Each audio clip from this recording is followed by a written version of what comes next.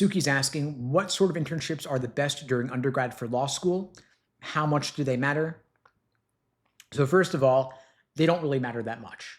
Law school admissions is a lot more numbers driven than undergrad admissions is. So in other words, when you're in high school applying to college, being the president of this or that club is great. Being the captain of this or that team is great. They love to see the participation and leadership and all of that good stuff.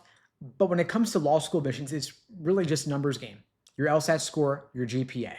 Everything else is a far distant third.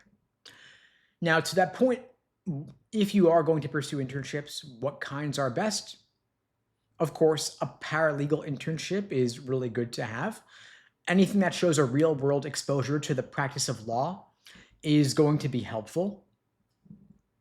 But I would rather you get even 2 or 3 points more on the LSAT than to have an internship. And so if you're thinking about what am I going to do this summer, and I know I want to go to law school, maybe just studying for the LSAT is a perfectly fine way to spend your summer. If you want to have a part-time job or a part-time internship, that's fine, but I'd rather you make it part-time and carve out more time for LSAT prep than to make it full-time and not have enough time for LSAT prep.